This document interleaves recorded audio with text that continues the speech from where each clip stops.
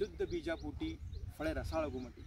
मित्र हो, आपल्याला तर माहीत आहेच की चांगल्या बीजापोटी नेहमीच त्याचे रिझल्ट चांगले येतात. आता आपण कपाशीच्या बियाण्याबद्दल जर विचार केला तर जितकं शुद्ध बी लावणं गरजेचं आहे तितकंच त्याची पहिल्या 20 दिवसात त्याची काळजी महत्त्वाची आहे.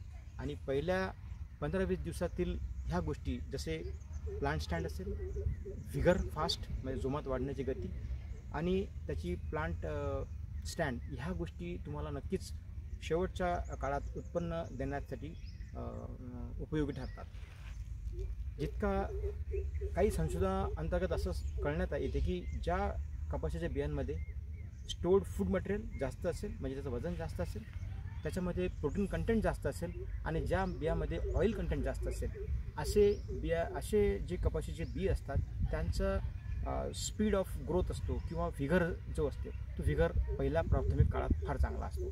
आणि ज्या कपाशीच्या व्हिगरच चांगला असेल, ज्याच्या कपाशीचा व्हिगर चांगला असेल त्याच्यामध्ये निश्चितच इतर वाणांपेक्षा ती झपाट्यात वाढेल, तिथे बीड येणार नाही आणि ते जे झाड असेल ते रोग प्रतिकारक शक्ती त्यामध्ये चांगली असेल, कारण की त्यामध्ये एनर्जी चांगली असेल. आणि अशा बियाण्याची तुम्हाला नक्कीच 100% नंतर उत्पन्न वाढवण्यात मदत होईल. आता त्यानंतरच्या महत्त्वाची गोष्ट म्हणजे आपला पहिल्या 20 दिवसाच्या दरम्यान आपण जी काळजी घ्यायला पाहिजे त्याच्यामध्ये खताचं नियोजन फार आवश्यक आहे. कारण की आपल्याला माहीत आहे की 120, 60 हे या प्रमाणात आपण नत्र स्फुरत आणि पालाश आपण कपाशीला देतो.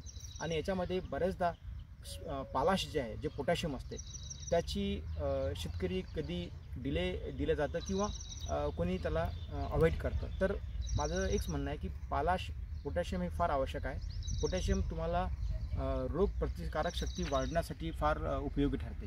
कारण एका कुठल्याही वाणामध्ये रोग प्रतिकारक शक्ती जरी असली तरी त्याला बळकटी देण्याचं काम पोटॅशियम करते. त्यामुळे आपल्या खतांमध्ये पोटॅशियमचं आपण नेहमी वापर करा, म्हणजे NPK आपल्याला पूर्ण प्रमाणात वापरता येईल.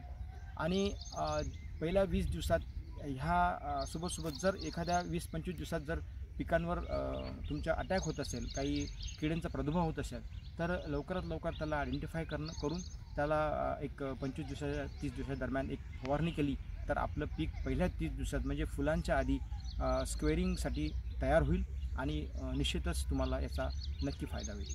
धन्यवाद.